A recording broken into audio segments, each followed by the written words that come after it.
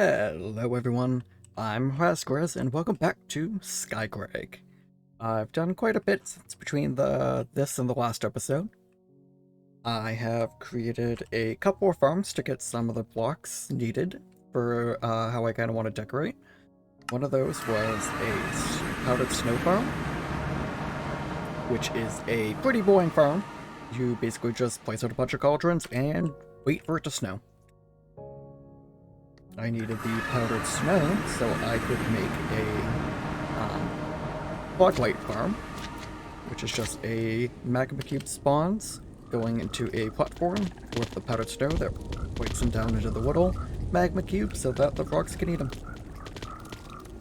There's 16 of each frog color in there. I got pretty lucky. I got one of the colors just by using a spawn egg in this dimension, and got the other two really close to another portal. Yeah, turns out I got the second color I needed here, and then the deep dark biome way down there gave me the third color. Then, as you can kind of see, I kind of want these bricks from Domum Ornamentum as my kind of my pathways with the frog lights on the sides. I also did an upgrade to my storage. I'm using the 1 million mega item storage cells now. It's kinda, when you can get lots of silicon pretty easily, getting the 1 mil cells isn't too bad. I have found a recipe using the autoclave and silicon dust to make silicon. Get the silicon dust, I'm just centrifuging using this silicon dioxide, which you get from you get that from centrifuging opal dust. You just get the opal dust from a mesolator and pulse. In between this episode and last episode, there's been a few mod additions.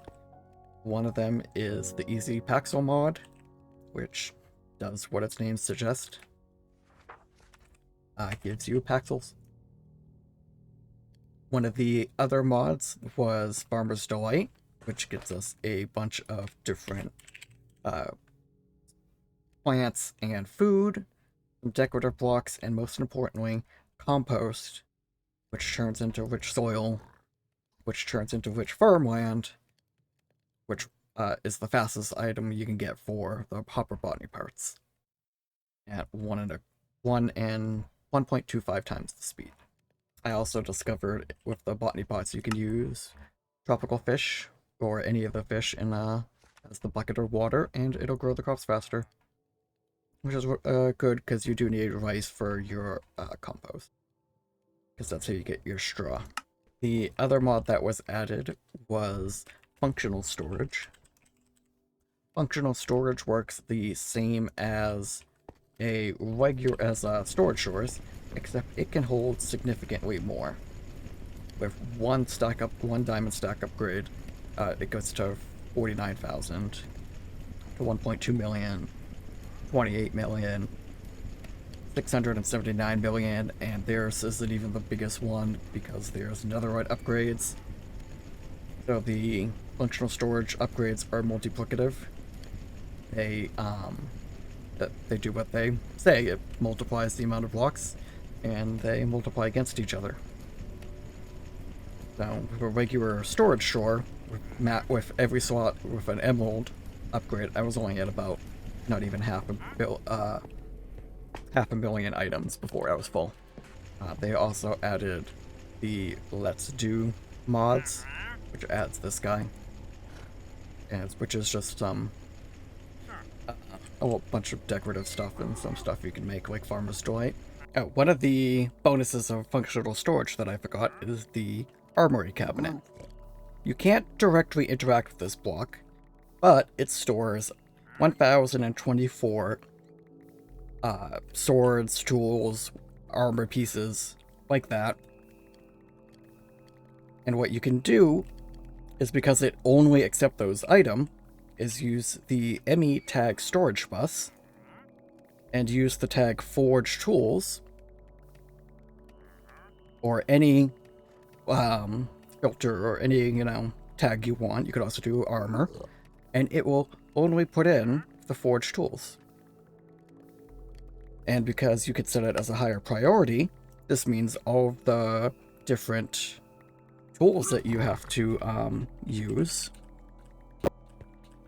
all get stored, instead of taking up slots on a disk, are now stored in this in this armory cabinet. I also took the time to rearrange the steam ovens and steam boilers so that they were all next to each other instead of scattered about. I added a second steam boiler, which isn't quite keeping up, but I have enough stockpiled that I'm not too concerned at the moment. I have all these filled up just with the ore generators, with a bunch of the stuff that's quote use the most. Do I need all of this? Yeah, probably at some point. So it just chugs along. I also just have a blank one so I can smelt if there's something random I need smelted. I also still have a pattern provider for silicon over here, along with sticky resin. And then for the machines, I wanted to increase my auto-crafting capability, so I grouped up a bunch of machines, like for instance 4 benders. Some of them are using pattern providers directly, when there's only a handful of recipes that I need to do. Others are using laser IO. Like for the bender, it only can process one item at a time, so what I did, and there's a whole bunch of them, so I just stuck one pattern provider into a crate. And then for the export from the crate, I just told it to pull one item at a time, and would set to round robin so that it'll put them in a mostly balanced way. It's not perfect with Razor IO. Sometimes you'll get a full stack of one item just because everything else was full except for one. But it was a lot easier at the moment than setting up 30 different patterns for each of the recipes needed. Some of them are using pattern providers directly, especially if they have like a fluid attached to the craft, which some of these do. Putting in, I wasn't going to try and try that because I figured that would mess up. I also have set up some oil sands to be centrifuged into oil, and then taking that oil and then brewing it with talc to make lubricant. Also distilling water for hydrogen and oxygen.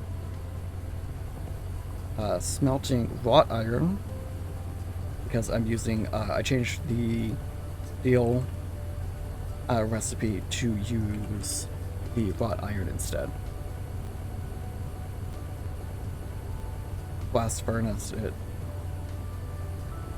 it's a faster recipe when you use steel.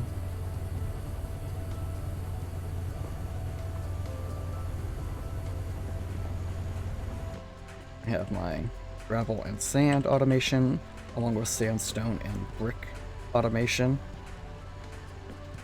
These blocks here use a lot of bricks and sandstone, and the compressor is low.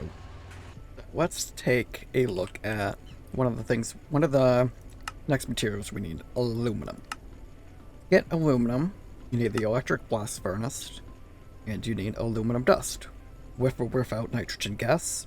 But with nitrogen gas, it produces faster.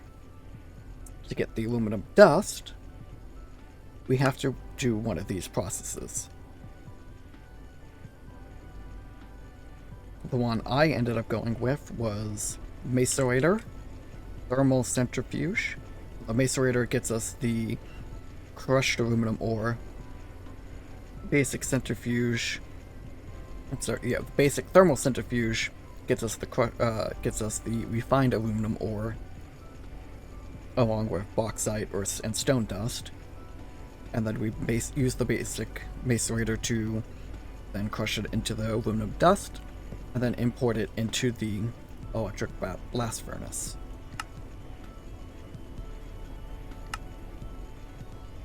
And that produces us aluminum. Not necessarily the fastest, but it's producing. One of the other items we need is manganese phosphate. We need the ingots so that we can turn them into wires. These wires are superconductors, which means they don't have an energy loss over distances. So to make the manganese phosphate, you need to mix phosphorus dust and manganese dust. The manganese dust is pretty easy. You can either do one of these ore processes, or you could just macerate the ingot of it, which is what I'm doing. To get the phosphorus dust, you have to electrolyze phosphate dust.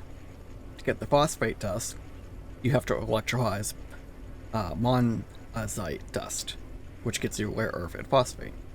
The monazite is just from its named ore,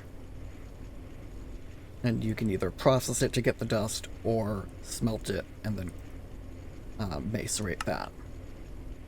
Once you have the manganese phosphate dust, to get it, you have to do the same thing as you do with the aluminum and blast furnace it with nitrogen gas or without. I have the manganese phosphate dust set as an export and with a crafting card, so just request it as needed. I also have it set up in a requester to keep at least 64 on stock, making 16 at a time. And then once we have the manganese phosphate ingot, we can turn that into a wire, which I have being done through the wire mill. Now that we have aluminum and manganese out of the way, let's look at what else we need to make the diodes for the circuits. We need gallium arsenide dust. To make gallium arsenide dust, we need to make gallium and arsenic. Okay, let's take a look at how we get the arsenic dust. To get arsenic dust, you could use wheelgar. The first step you have to do with wheelgar is macerate it to turn it into the crushed form. And then macerate it again to get to the impure form. And then from there, we need to centrifuge the impure, because the wheelgar dust and sulfur dust, and then centrifuge it one more time to turn it into arsenic and sulfur dust.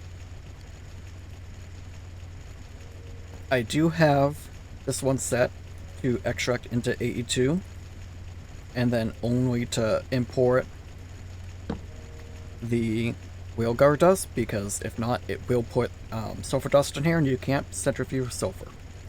And then it does look like I would benefit from having a second centrifuge here, as this is where my bottleneck seems to be. But I'll redesign that later. And then on this side, we have gallium. To get the gallium, you need the sphalerite ore. No idea if that's pronounced correctly, aka zinc. You take the ore and then you put it through the macerator, get the crushed form. Once there, you use the thermal centrifuge of the crushed version to get the refined ore, some gallium dust, and stone dust. And then from here, I'm just macerating this one more time to get to turn into its dust form. But once you have the arsenic and the gallium, you just have to combine them in a mixer, which will get you the gallium arsenide dust. What we actually need is the small piles, as the small piles are what we'll use along with annealed copper wire and liquid glass to make 2 diodes. I picked the annealed wire because it gives me 2 instead of 1. I figured it would be worth it. I have an autocraft set up for the annealed copper. With gallium arsenide dust now acquired, we can make our first diode. And I have an autocraft set up for that.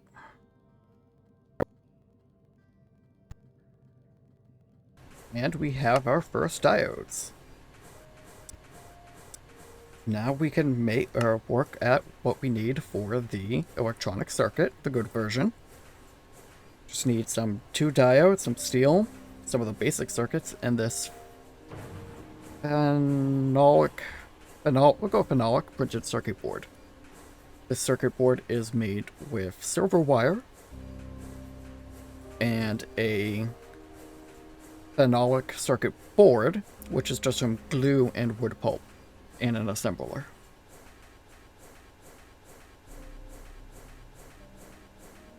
And there's our first good electronic circuit. Now that we have our first MV circuit, let's take a look at the greenhouse.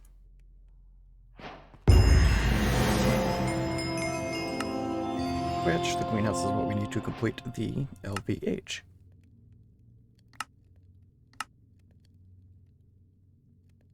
So the greenhouse is a multi-block structure.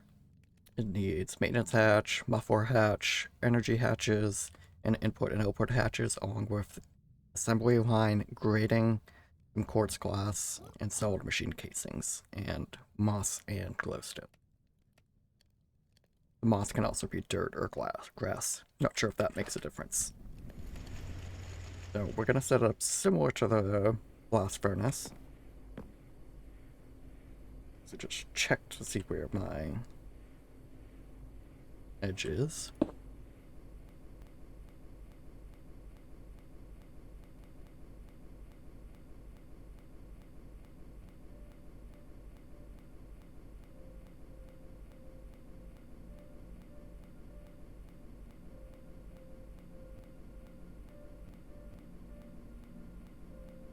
Two more amp boxes. 4 more batteries.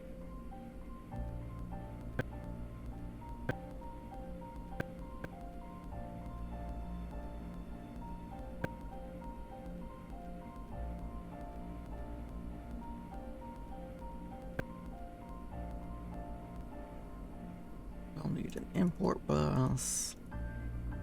Memory card. Yes. So export. Memory card on all 4.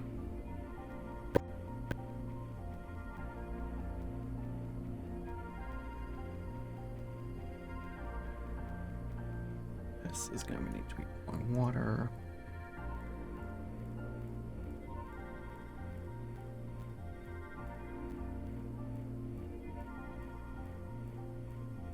Let's see. Super chest 2.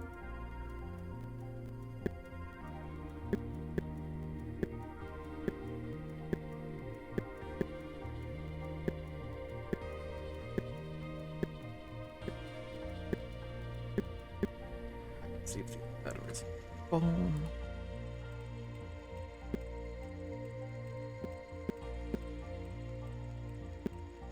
And we have a greenhouse.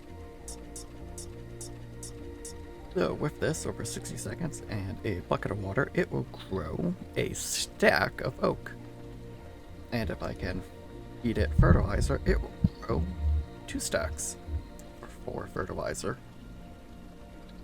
Which is a lot better than the hopper botany pots. With the greenhouse set up, I think I'm going to call it for this episode. In the next episode, I'm going to decide some point where I want to start progressing through the MV chapter. I'll probably start with this because this apparently takes a very long time to make. And we'll probably start looking at getting the polyethylene as well. So, thank you all for watching. If you have any comments, questions, likes, or anything, please leave them below. And thank you for watching. Have a great day.